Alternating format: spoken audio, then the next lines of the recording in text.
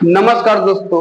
मैं एक दिन उठूंगा और खुद को बधाई दूंगा, मुस्कुराऊंगा और कहूंगा मुश्किल था पर मैंने कर दिखाया। बहुत बड़ा मोटिवेशन है। जो लोग बिहार पुलिस 19,838 पदों के लिए जी जान लगा करके मेहनत कर रहे हैं, उनको उनको अब जाग जाना चाहिए। अब जागे हुए तो है ही, लेकिन दुख की बात यहाँ पर यह है कि जब समय रहता तो लोग जागते ही नहीं है, और जब जाग जाते हैं तब उनके पास समय ही नहीं है। क्योंकि अब आपके पास उतना समय नहीं है कि आप इतना मोटा, जो बिहार पुलिस का क्वेश्चन बैंक है रोशन आनंद सर का, जो बिहार के युवाओं के लिए, जो बिहार पुलिस का तैयारी कर रहे हैं उनके लिए जान है यह किताब।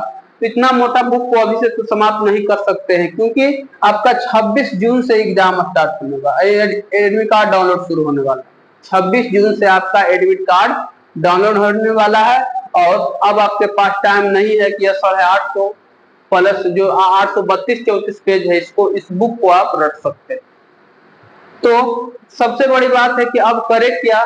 तो मैं आप लोगों के बीच लेकर के आया हूं ये इतना मोटा बुक को छोटा करके कैसे पढ़े।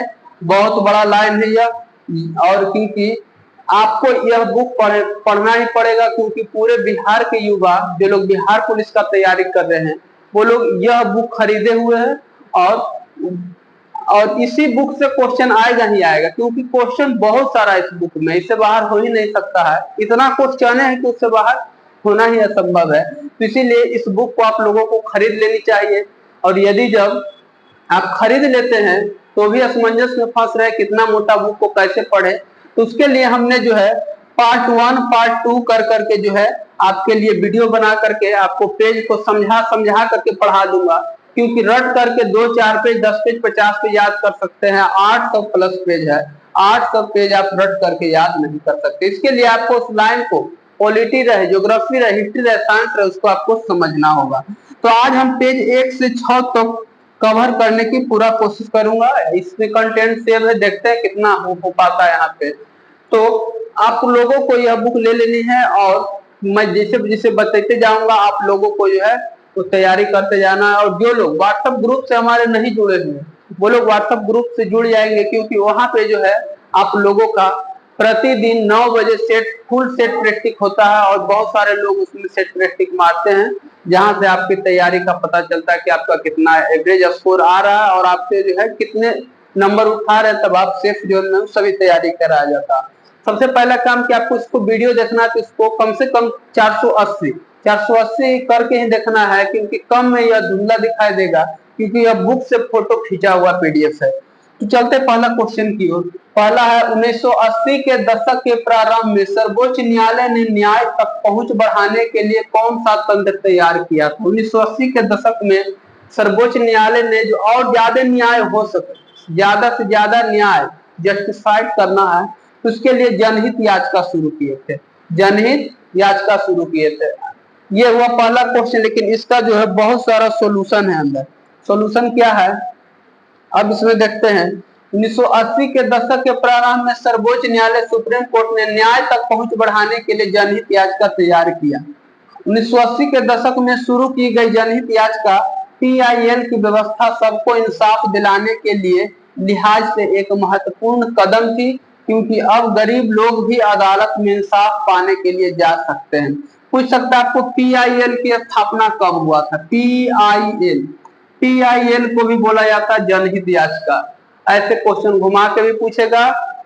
बहुत जैसे संविधान बनाया गया है, भारत का संविधान है, उसी तरह से समझिए बिहार पुलिस का संविधान है। यह किताब नहीं है, यह किताब जो है बिहार पुलिस का संविधान काम कर रहा है, क्योंकि इसको इतना दिमाग में रख करके बनाया गया है कि एग्जामिनर घुमाने की भी कोशिश करेगा, फिर भी यदि अब उनको पास तैयारी रहेगा इस किताब को तो वो नहीं उलझेंगे उसमें। यहाँ से PIL आपको पूछ सकता है। PIL का गठन कब हुआ था। 1980 के दशक में। इसका अर्थ क्या होता है, तो जनहित याचिका होता है। तीसरा पॉइंट है, जनहित याचिका के तहत सार्वजनिक हित की रक्षा के लिए मुकदमे का प्रावधान है।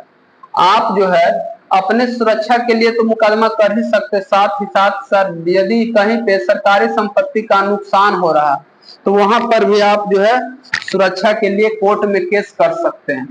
अन्य समान अदालती याचिकाओं से अलग इसमें आवश्यक नहीं है कि पीड़ित पक्ष स्वयं अदालत में जाए। यह भी जरूरी नहीं है कि आप पीड़ित है, आपको चोट लगा है तो आप ही की जाए अदालत में, आपके बदल कोई दूसरा भी जो है अदालत में जा सकता है, या फिर आप स्वयं सक्षम है तो आप स्वयं भी जा सकते हैं।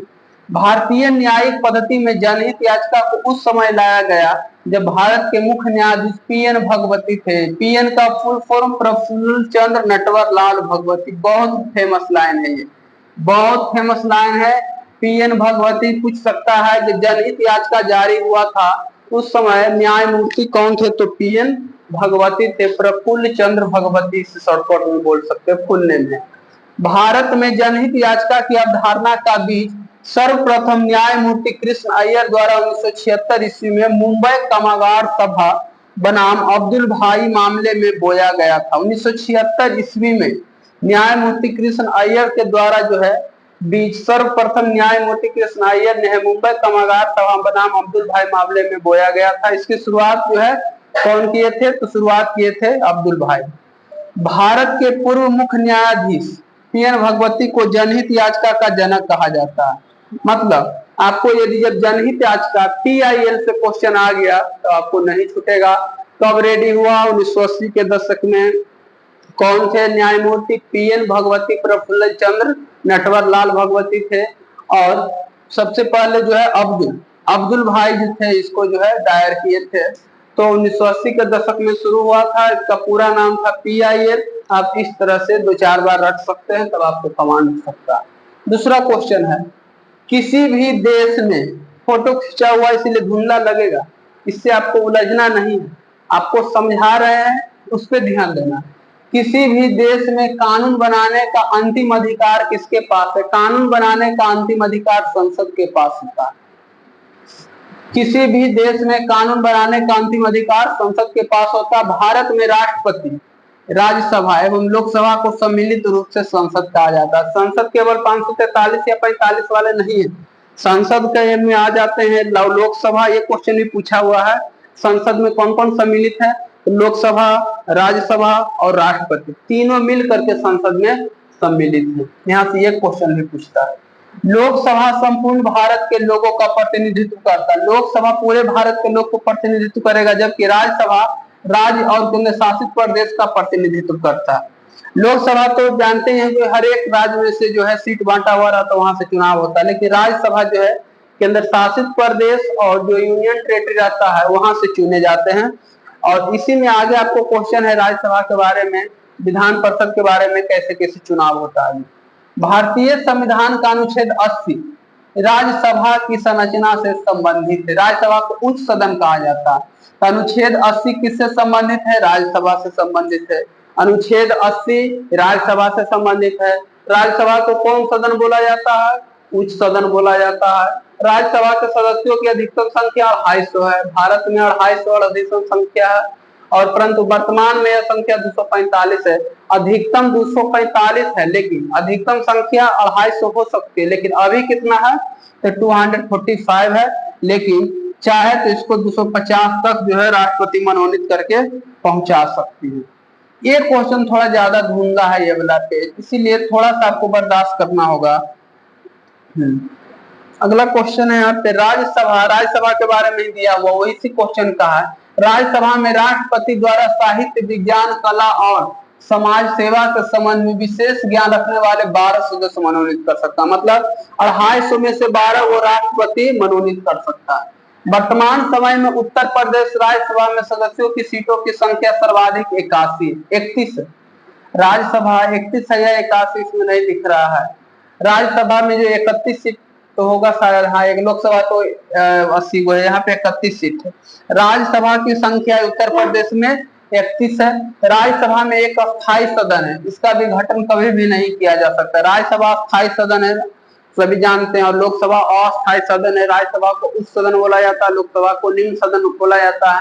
प्रथम सदन लोकसभा और द्वितीय सदन राज्यसभा होता है। इसमें 1/3 सदस्य प्रति 2 वर्ष बाद सेवानिवृत्त हो जाते हैं। 1/3 जो है 2 वर्ष के बाद जो है हट जाते हैं। ये सब तो कॉमन क्वेश्चन है, रिवीजन हो जाएगा आपका। राज्यसभा के सदस्यों का कार्यकाल 6 वर्ष का होता है। न्यूनतम आयु 30 वर्ष का होता है। लोकसभा जिसे निम्न सदन बोला जाता है, गठन का प्रावधान भारतीय संविधान के अनुच्छेद 81 से, 80 में राज्यसभा और 81 में लोकसभा, 80 में राज्यसभा और 81 में लोकसभा। लोकसभा में सदस्यों की अधिकतम संख्या 550 होता है और राज्यसभा में 250। लोकसभा में 550, राज्यसभा में आपका हो जाएगा 250। इसमें 2 गो सीट जो है राष्ट्रपति मनोनीत करता है और इसमें 12 सीट जो है राष्ट्रपति मनोनीत कर सकता है। अगला 42वें संविधान संशोधन में अधिनियम 1976 द्वारा लोकसभा की अवधि 5 वर्ष से बढ़ाकर 6 वर्ष कर दी गई थी। पुनः 44वें संविधान संशोधन में अधिनियम 1978 द्वारा सबको 5 वर्ष कर दिया गया है। मतलब 76 में 6 साल कर दिया था कि नहीं, राज्यसभा की तरह इसका भी 6 साल होगा, लेकिन फिर 44वें संविधान संशोधन के द्वारा जो है इसके जो है एज घटा करके मतलब कि कार्यकाल बढ़ा करके 5 साल ही कर दिया गया था। हम तो चाहते हैं कि अग्निवीर की तरह 4 साल हो जाए तो और बढ़िया रहेगा। सर्वोच्च न्यायालय सुप्रीम कोर्ट 1935 के भारत शासन अधिनियम द्वारा स्थापित संघीय न्यायालय साहित्य प्रतिरूप है। यह संघीय न्यायालय होने के साथ साथ अंतिम अपीलीय न्यायालय भी है। ये क्वेश्चन तो उतना इंपॉर्टेंट नहीं लगता है। आगे मूल संविधान में मुख्य न्यायाधीश सहित कुल न्यायाधीशों की संख्या 8 थी। जो मूल संविधान बना था उसमें 8 थी मुख्य न्यायाधीश की संख्या मिला करके, लेकिन अभी जो है 33+1 है। लोकसभा में यहाँ जो है सीजेआई जो है उच्चतम न्यायालय में जो है अभी 33 और 1 34 को हो जाएगा, लेकिन मूल संविधान बना था तब 8 ही था, 7+1 8। संसद के शक्ति प्राप्त हुआ न्यायाधीश की संख्या वृद्धि हो सकती है। संसद ही चाहेगा तो उच्च न्यायालय में न्यायाधीश मतलब वकील की संख्या को बढ़ा सकता है। भारतीय संविधान के भाग 15 में अनुच्छेद 324 से 329 तक निर्वाचन से संबंधित है। मतलब कि कहने का अर्थ हुआ, इस बुक का अर्थ हुआ कि आपको एक क्वेश्चन से जितना ज्यादा से ज्यादा क्वेश्चन हो सके दिया जाए। तो 324 और जो 329 है वो किससे संबंधित है? चुनाव से संबंधित है, बस याद रखना। 24 29 चुनाव से संबंधित है। समझे 5 साल का चुनाव होता है, 24 25 26 27 28 29 5 साल यहाँ भी 24 से अनुच्छेद 324 से 329 तक जो निर्वाचन से संबंधित है। भारत में निर्वाचन 2 तरह से होता है, एक होता है first past post the system first निर्वाचन, और एक होता है एकल संक्रमणीय अनुपातिक प्रतिनिधित्व प्रणाली। एकल संक्रमणीय अनुपातिक प्रतिनिधित्व प्रणाली भारत में चुनाव 2 तरह से होता है, फर्स्ट पास्ट और एकल संक्रमणीय अनुपातिक प्रतिनिधित्व प्रणाली।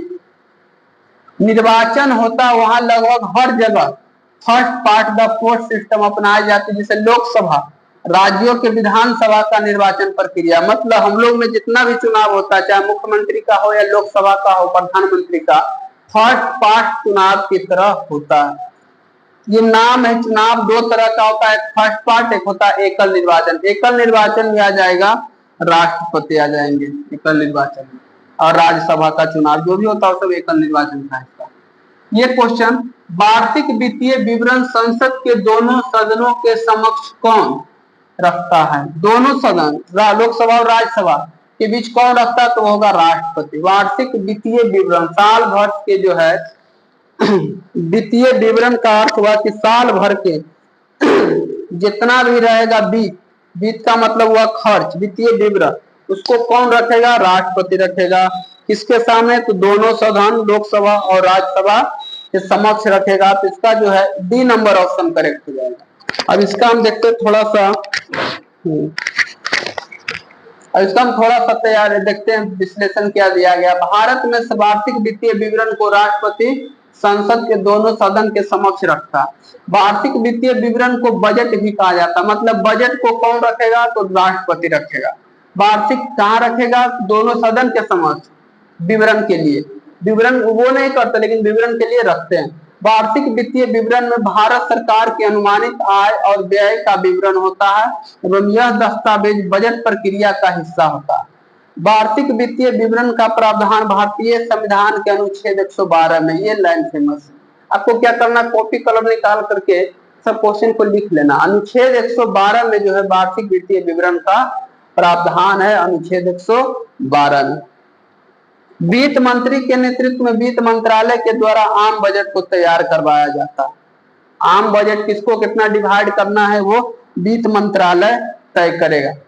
स्वतंत्र भारत के प्रथम वित्त मंत्री कौन थे? तो वो थे आर के शनमुखम सेट्टी। आर के शनमुखम सेट्टी, ये फेमस क्वेश्चन है।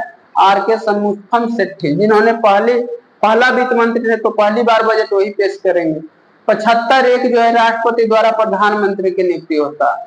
अब ये अनुच्छेद 80 पढ़े, 80 में राज्यसभा, 81 में लोकसभा और 75 में जो है राष्ट्रपति इसको कर सकते हैं नियुक्ति, प्रधानमंत्री को। सर्वाधिक लंबे समय तक प्रधानमंत्री रहने वाले पंडित जवाहरलाल नेहरू थे, याद करने की जरूरी नहीं है। इंदिरा गांधी, एच.डी. देवगौड़ा और डॉक्टर मनमोहन सिंह राज्यसभा के सदस्य होते हुए प्रधानमंत्री बने थे, ये तीनों। पी.वी. नरसिम्हा राव ऐसे प्रधानमंत्री थे जो पद ग्रहण करने के समय किसी भी सदन के सदस्य नहीं थे। कौन कौन? पी.वी. नरसिम्हा राव। और पी.वी. नरसिम्हा राव एक ऐसा प्रधानमंत्री थे, जब वो पद ग्रहण कर रहे थे उस समय वो कोई न तो लोकसभा के सदस्य थे, न ही राज्यसभा के सदस्य थे, कैसे बने प्रधानमंत्री? उनके लिए भी संविधान में कुछ जगह है। 3 प्रधानमंत्री कौन कौन? जवाहरलाल नेहरू, लाल बहादुर शास्त्री और श्रीमती इंदिरा गांधी की मृत्यु उनके पदावधि के दौरान हुआ था, मतलब उनको पद पे रहते हुए मृत्यु हुआ था। मतलब कौन ऐसे प्रधानमंत्री थे जिनको पद पे रहते हुए मृत्यु हुआ था? तो पंडित जवाहरलाल नेहरू, इंदिरा गांधी और एक हो गया आपका लाल बहादुर शास्त्री, जिनको ताशकंद में समझौता में मृत्यु हो गया था। मोरारजी देसाई सबसे अधिक उम्र में और राजीव गांधी सबसे कम उम्र में बनने वाले प्रधानमंत्री थे। आपको कमेंट में बताना है बिहार कैबिनेट का सबसे वृद्ध मंत्री कौन है अभी, ये आपको कमेंट में बताना। बाकी सबसे वृद्ध प्रधानमंत्री मोरारजी देसाई और युवा जो है राजीव गांधी। लोकसभा के प्रथम अध्यक्ष गणेश वसुदेव मावलंकर थे। सर्वाधिक लंबे समय तक लोकसभा अध्यक्ष के पद पर रहने वाले अध्यक्ष बलराम जाखड़ थे। सबसे ज्यादा दिन लोकसभा अध्यक्ष बलराम जाखड़ रहे थे। फिलहाल ओम बिरला जो है 2 बार से लगातार जो है रहे हैं, जिनका कार्यकाल 9 वर्ष था। 9 वर्ष 329 दिन, 9 वर्ष 329 दिन तक जो है 1980 से 89 तक लोकसभा रहे हैं। ओम बिरला भी जो है हम लोगों को 2019 से लेकर के अभी तक है। अगला क्वेश्चन है यहाँ पे, सर्वोच्च न्यायालय के मौलिक क्षेत्राधिकार में क्या शामिल है? सर्वोच्च न्यायालय के जो मौलिक क्षेत्र है उसमें क्या शामिल है?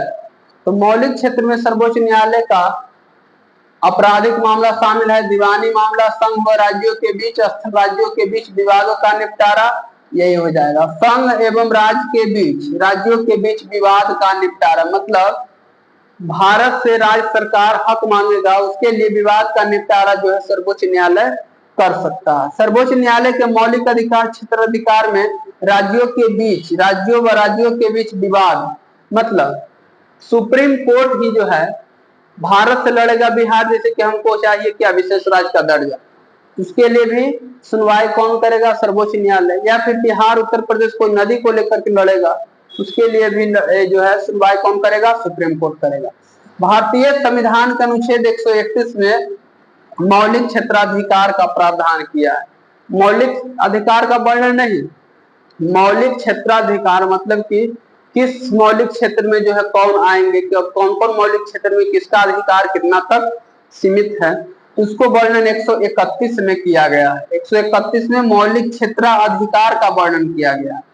इसके अंतर्गत सर्वोच्च न्यायालय 3 प्रकार के मामलों की सुनवाई कर सकता है। सर्वोच्च न्यायालय के पास 3 प्रकार के सुनवाई होता है। पहला सुनवाई होगा एक तरफ भारत सरकार तथा दूसरी तरफ एक या अधिक राज्य की सरकार, जिससे मतलब पंचायती जैसे कराएगा तो एक तरफ तो भारत सरकार रहेगा और एक तरफ जो राज्य होगा उससे वही राज्य रहेगा। 2 या 2 से अधिक राज्यों के बीच उत्पन्न विवाद को निपटारा करेगा। केंद्र और कोई राज्य या राज्य या कोई राज्य, मतलब आपस में राज्य और केंद्र राज्य के बीच यदि लड़ाई होगा या कोई चीज के विवाद होगा तो उसका निपटारा सुप्रीम कोर्ट करेगा। आपराधिक मामला में कौन कौन आ जाएगा? यह एक ऐसी क्रिया है संबंधित है जिन्हें कानून में अपराध माना गया, जैसे चोरी, हत्या, दहेज, उत्पीड़न, ये सब जो है कानून का प्रावधान है। एफआईआर दर्ज कराने के बाद पुलिस जांच कर अदालत में केस फाइल करेगा, ये सब आपराधिक मामला है। अपराधी को दोषी पाए जाने पर जेल जाना या जुर्माना दोनों लगाया जा सकता है। दीवानी मामला में कौन कौन आता है? दीवानी मामला में पूछेगा आपका जमीन विवाद कौन मामला आएगा, दीवानी मामला आएगा, आपराधिक मामला नहीं है। वस्तुओं की खरीदरी दीवानी मामला, वस्तुओं की खरीदरी दीवानी मामला, किराया वसूलना दीवानी मामला, तलाक दीवानी मामला। तो दीवानी मामला, अपराधी मामला ये भी पूछ सकता है। अब आपको पुलिस बनने से पहले ही आपको संविधान पढ़ा दिया जाता है। तो आपराधिक मामला में हो जाएगा चोरी, हत्या, दहेज, बलात्कार, उत्पीड़न, ये सब। दीवानी मामला में जमीन विवाद, वस्तुओं की खरीदरी, किराया और तलाक, ये सब दीवानी मामला है। अगला है सोबा रिगप्पा क्या है? तो सोबा रिगप्पा हिमालय का एक पारंपरिक दवा पद्धति है, दावा बनाया जाता है सोबा रिगप्पा के माध्यम से। यह सिस्टम है। सोबा रिगप्पा चिकित्सा का एक पारंपरिक पद्धति है जो भारत के हिमालय क्षेत्र में प्रचलित है। भारत के हिमालय क्षेत्र में यह परंपरा जो है प्रचलित है। यह चिकित्सा पद्धति तिब्बत से आई है और दुनिया भर में सबसे पुरानी चिकित्सा परंपराओं में से एक है। सोबा रिगप्पा एक रोग को इलाज करने का, जिसे ऑपरेशन बोलते हैं आप, डायलिसिस बोलते हैं आप, उसी तरह से यह सिस्टम है। और यह हिमालय के दबाव से जो है तैयार होता है। यह तिब्बत से आया और पूरी दुनिया का सबसे पुराना चिकित्सा पद्धति है। सोबा रिगप्पा शब्द का अर्थ हुआ उपचार का ज्ञान, उपचार का ज्ञान, और यह भोटी भाषा से लिया गया। सोबा रिगप्पा ज्यादातर सिद्धांत अभ्यास आयुर्वेद के समान है और इसके लिए शरीर और मन का विकास का महत्व दिया जाता है कि कैसे आप शरीर और मन का विकास कर सकते हैं। अगला प्रधानमंत्री सोबा रिगप्पा से आप क्वेश्चन नहीं पूछेगा। प्रधानमंत्री नरेंद्र मोदी ने मार्च 2024 में देश की पहली अंडर वाटर मेट्रो ट्रेन का उद्घाटन कहां किया था? तो यह किए थे कलकत्ता में। कलकत्ता में प्रधानमंत्री नरेंद्र मोदी ने 2024 में देश का पहले अंडर वाटर मेट्रो का उद्घाटन कलकत्ता में किया था। पहला मेट्रो भी कलकत्ता में चला था, पानी के अंदर मेट्रो भी कलकत्ता में हुआ था। ऐसे समझिए जब कलकत्ता आगे है तो नया नया आविष्कार भी मेट्रो से लेकर के कलकत्ता से ही होगा।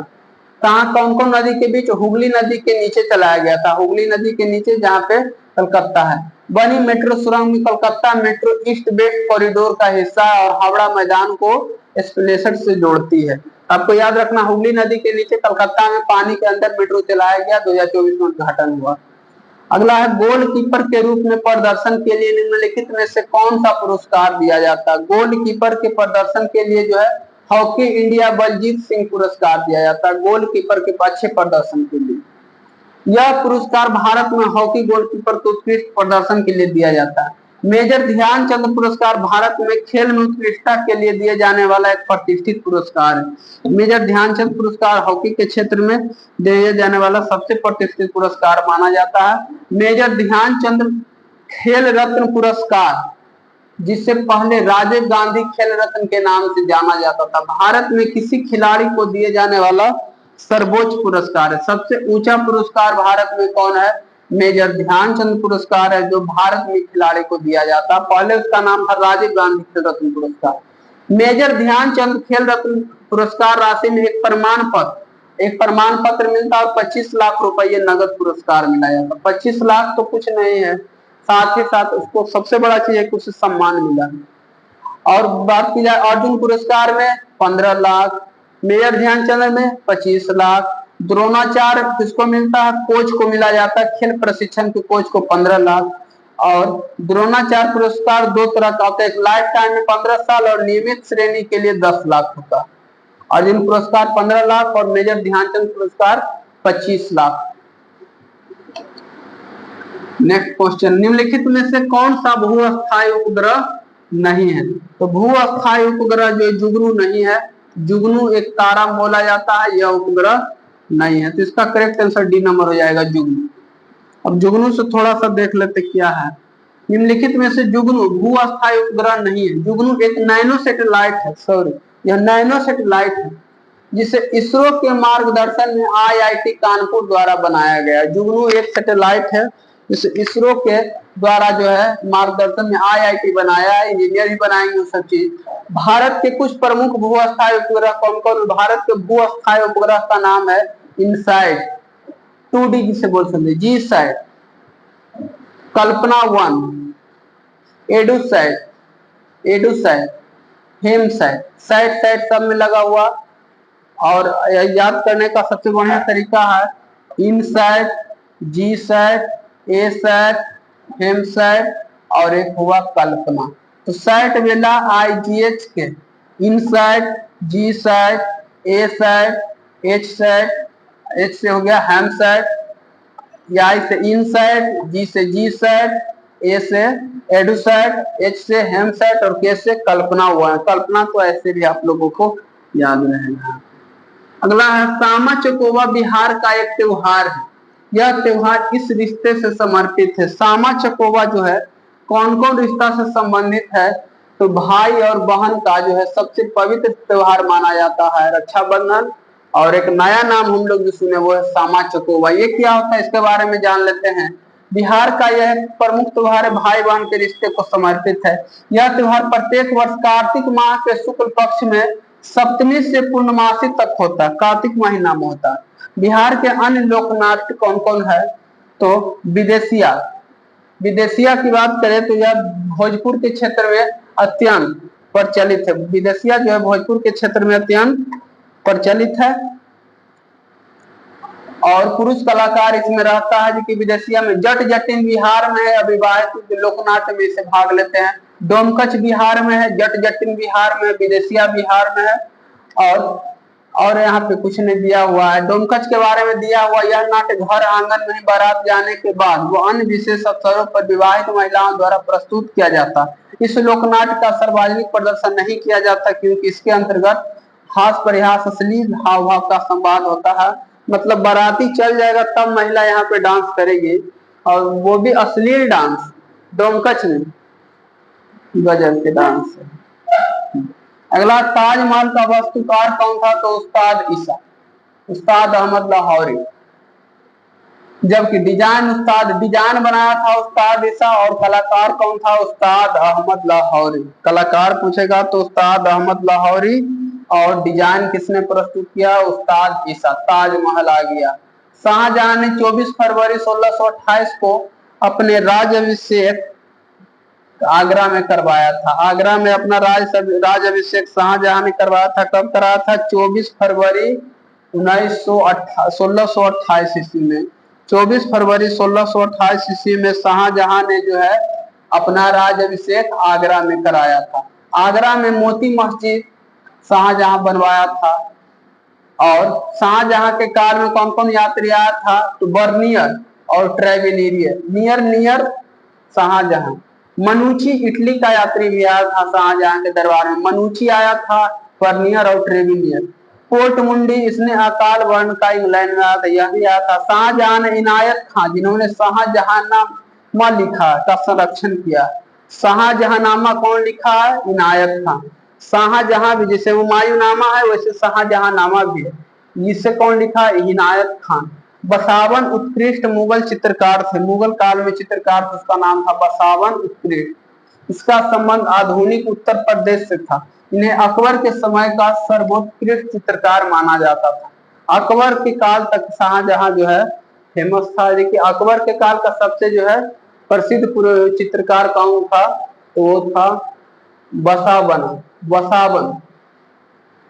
अब्दुल शमसद। अकबर ने प्रसिद्ध चित्रकार अब्दुल शमसद को सीरी कलम की उपाधि एवं मोहम्मद हुसैन कश्मीरी को जड़ी कलम की उपाधि दिया था। अब्दुल शमसद को सीरी कलम, दो कलम था अकबर के पास, एक सीरी कलम था और एक था हुसैन कश्मीरी जड़ी कलम।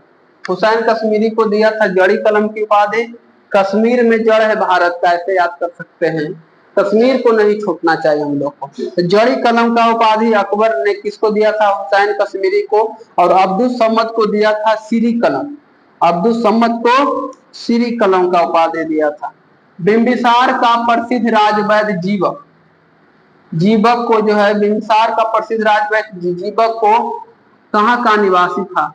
तो जीवक था राजगीर का निवासी। जीवक को ही बिंबिसार ने उज्जैन भेजा था। एक राजा थे, उनका नाम याद नहीं आ रहा है, उनका उपचार के लिए।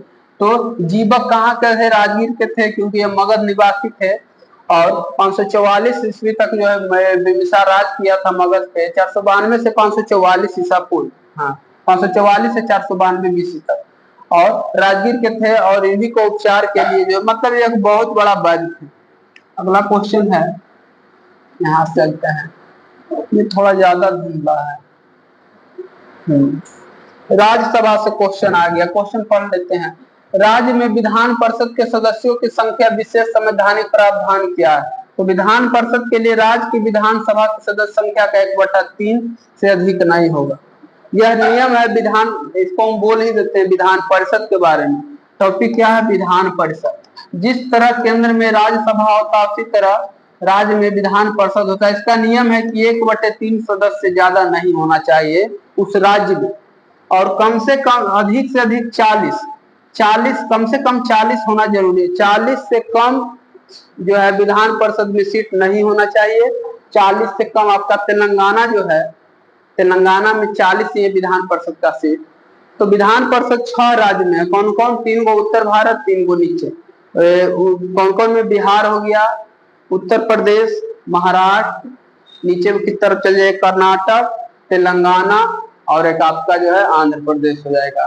तो सब में हम सीट बता देते हैं यहाँ पे विधान परिषद के बारे में। कम से कम 1/3 होना चाहिए या 40 सीट होना चाहिए। इसका वर्णन अनुच्छेद 171 में है कि आप जो है विधान परिषद का गठन कर सकते हैं। 40 से कम नहीं होना चाहिए। केंद्र की तरह राज्य में भी संसदीय प्रणाली अपनाया गया है। राज्य विधानमंडल में राज्यपाल, विधान परिषद जहां और विधानसभा सम्मिलित होता है। जैसे केंद्र का विधानमंडल होता है, जैसे राज्य का विधानमंडल में राज्यपाल, विधान परिषद और विधानसभा सम्मिलित होता है। 169 के अंतर्गत यह विधान परिषद का निर्माण हुआ है और इसको बनने की प्रक्रिया है। 171(3) में अनुसार विधान परिषद के सदस्यों का निर्धारण होता है। 1/3 सदस्य के स्थानीय संस्थाओं, नगर पालिका, जिला। अब इसका चुनाव किससे होता है? तो 1/3 सदस्य जो है नगर निगम, नगर पालिका के जो मुख्य मेंबर होता है वो चुनता है। देखिए 1/3 सदस्य जो है विधानसभा से निर्वाचित होता है। टोटल विधायक ही नहीं चुनता, विधायक भी 1/3 को ही चुनता है। और 1/12 भाग को चुनता है जो ग्रेजुएट, जो शिक्षक है सेकेंडरी लेवल का, जो 12th तक के शिक्षक कम से कम है, वो चुनेंगे 1/12 सदस्य के। और जो स्नातक किए हुए बढ़िया ग्रेजुएट लोग हैं वो भी 1/12 सदस्य को चुनेंगे। यहाँ पे 1/12 सदस्य को स्नातक किए हुए लोग भी चुनेंगे, और 1/6 सदस्य को राज्यपाल मनोनीत करता है। मतलब टोटल बंट गया, 1/3 सदस्य विधायक चुनेगा, एमएलए चुनेगा, और 1/6 जो है 1/6 को 1/6 सदस्य नहीं, 1 जो है यहाँ पे 1/6 नहीं था, 1/3 सदस्य, 1/3 सदस्य को जो है चुनेगा कौन? नगर पालिका के लोग। और 1/12 सदस्य को चुनेगा शिक्षक, और 1/12 सदस्य को चुनेगा कौन? जो स्नातक किए हुए लोग रहेंगे वो चुनेंगे। बिहार में 75 सीट है विधान परिषद का, याद रखना। बिहार में 75, आंध्र प्रदेश में 58, तेलंगाना में 40, यूपी में 100, कर्नाटक में 75। बिहार कर्नाटक 75, तेलंगाना में 40 और उत्तर प्रदेश में 100, महाराष्ट्र में 78, महाराष्ट्र में 78। विधान परिषद की किसी भी बैठक के लिए कम से कम 1/10 होना जरूरी है, तब वो बैठक को मान्य माना जाएगा। संविधान सभा का चुनाव कब हुआ था? तो जुलाई 1946 में, सभी लोग जानते हैं। इसका करेक्ट आंसर जो है नंबर ऑप्शन हो जाएगा। इसमें जो है चुनाव हुआ था 25 में, मुस्लिम लीग अलग लड़ा था 78 सीट में 75 सीट, 73 सीट लाया था मुस्लिम लीग 78 में से 73, और कांग्रेस 214 में से 208 सीट लाया था। और सिख का समर्थन भी कांग्रेस को उस समय मिला था। अगला है, सर्वोच्च न्यायालय व उच्च न्यायालय के न्यायाधीशों को पद से कौन हटा सकता है? तो सर्वोच्च न्यायालय और उच्च न्यायालय को हटाने के पावर जो है राष्ट्रपति। वह भी कब? यदि जब दोनों सदन से यह पारित हो जाए कि नहीं हमको सर्वोच्च न्यायालय के सीजेआई को हटाना है, जो अभी हाल ही में गवाही बने, मान लो उनको हटाना है, इसके लिए लोकसभा राज्यसभा दोनों सदन से आपको जो प्रस्ताव पारित होगा। और प्रस्ताव का नियम है कि कम से कम, इसके लिए अनुच्छेद 124 के 5 में वर्णित है हटाया कैसे जा सकता। और उसको हटाने के लिए क्या क्या प्रावधान है? कम से कम यह प्रस्ताव जो है 50 सदस्य होना चाहिए राज्यसभा से, और लोकसभा से 100 सदस्य का साइन होगा, तब वो प्रस्ताव जो है आगे पारित होगा। और अभी तक मात्र एक